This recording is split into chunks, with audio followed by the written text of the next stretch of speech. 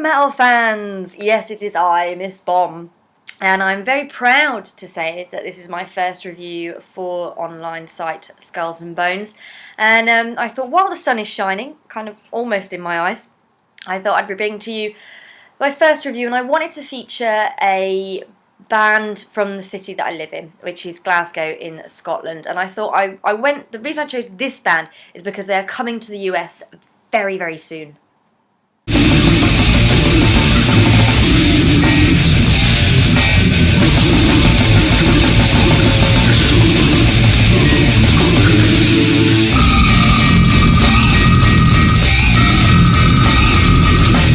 So, like I said, these guys are a four-piece from Glasgow in Scotland. They have a 3-track EP out at the moment, which is called Compelled by Perverse, Immorality.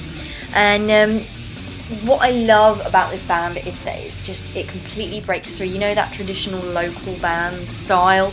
I don't know how to describe it if you don't know what it is really, but you know, in your local scenes, you get one genre which is kind of more prominent than the others, and then suddenly tons and tons of bands pop out from anywhere and just are replicating their idols, which is, is fair enough. That's fine. That's how we've all got to start somewhere.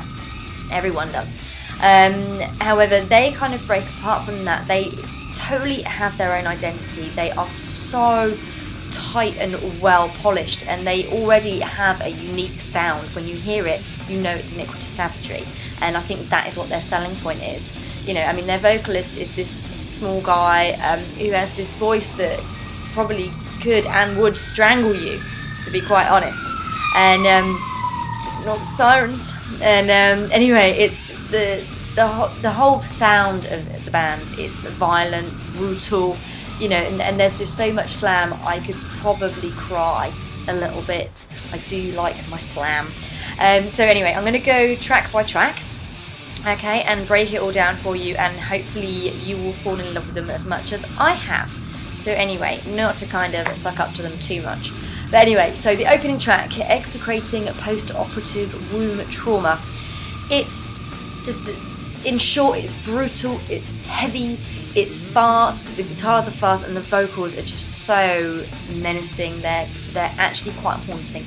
The track starts with a purpose, which is good, because I think sometimes that's what EPs and albums, it's what they need. They need that purpose there, rather than kind of starting with that delicate intro track that builds gradually with a bit of orchestra thrown in there. No, this just goes heavy, fast, hard. That's what it does, and that's what I think is what this band is about, and it's what they need to do. So it's awesome.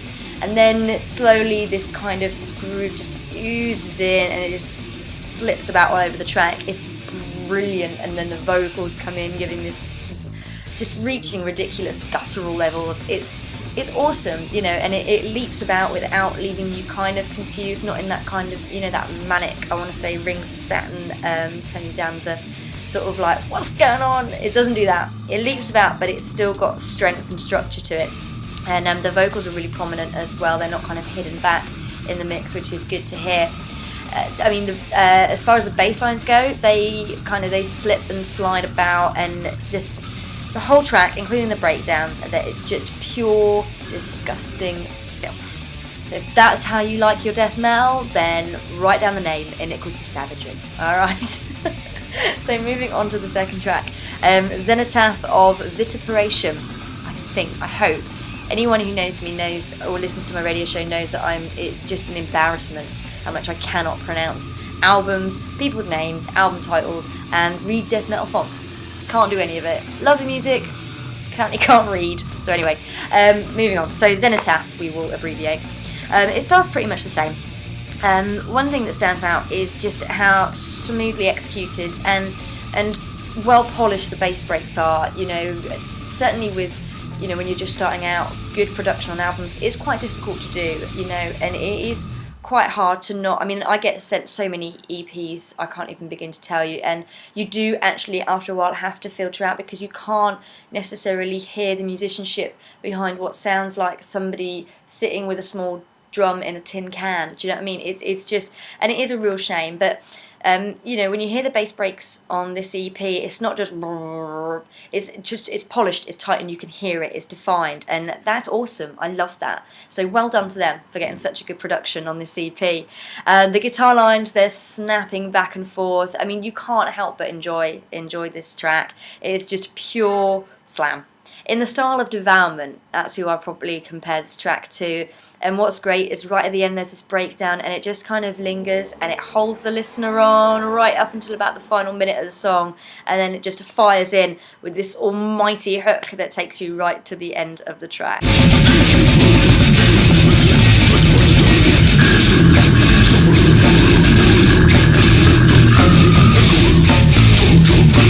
The final track, the title track, Compelled by Perverse Immorality, it pretty much runs in the same vein. We know what we're going to say here. It's brutal, it's slamming, you know, but there is a much more of a chunky riff. So, you know, like I've always said before with a lot of the bands that I've reviewed in the past, it's really awesome to hear, you know, a strong differentiation between the three tracks. And in particular, I do think it's harder for bands, for underground bands, for local unsigned bands to really pull off this kind of tightness and polishedness from their recordings, you know, because there's not a lot of money in this industry in the first place, but this production on this recording is actually top notch, so well done to them for getting that. Generally, in a live environment, these guys are just as tight as they are on record. There's absolutely not one iota of sloppiness about them, so they really need to be checked out. The one criticism that I have is that they need more confidence. They need to have that rock star attitude. You know, hey, we play in a band and we're damn good. They need to have a bit more attitude about them. But, you know, they are so laid back and sweet guys. You know, and I just want to give them a cuddle. But you know, they just need a bit more attitude, a bit more ego. There are plenty of unsigned bands around in this scene where they probably have too much of the ego, and if we could just take a little bit of their ego and just inject it into Iniquitous Savagery, then I think we'd be fine, and we would also kind of lose the arrogant bands that shouldn't be. But we won't say any more about those.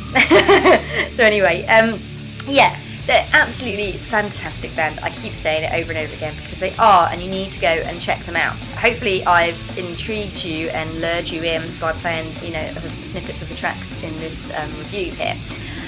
You know, it's just so impressive that they're already playing at such a high standard, so I'm really looking forward to seeing the new material that they bring out. Hopefully I will get a small exclusive, but we shall wait and see. But anyway, they do have a US tour coming up, so let me pull up those dates for you right now, so you need to go and check them out. It's the Reawaken in Flames US tour coming in September. They're going to be supporting Sean Whittaker, playing with Jenna Korst and Psychiatric Regurgitation.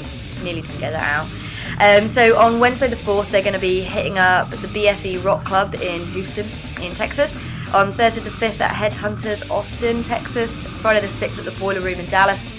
On the 7th, they're going to be playing at the Tiki Bar in Louisiana. On the 8th at the Levee in Longview. Monday the 9th at Rec Room in Amarillo. This is the first time I've ever read out a US tour. On Tuesday the 10th at the Gasworks in, I'm going to go with New Mexico. Thursday the 12th at the Tempe Tavern at Phoenix, Arizona. On the 13th at Tower Bar in San Diego, California. On the 14th at Characters Bar in Los Angeles. And then we've got on the 15th Colony in Sacramento. 16th Metro Opera House in Oakland. 17th the Workshop in Ceres, is it? 18th Mountain Top San Luis. Thursday the 19th Billy O's at Ventura. Friday the 20th at the Shaney Saloon in Las Vegas. Nice. And on the 21st, they're playing at Paulina's Badlands in El Paso, Texas. So, sorry, flew through that. But anyway, go and check out the Facebook page. It's Iniquitous Savagery. Go and support them on tour if you can go and get down to see them. You will not be disappointed. This is fantastic Scottish death metal.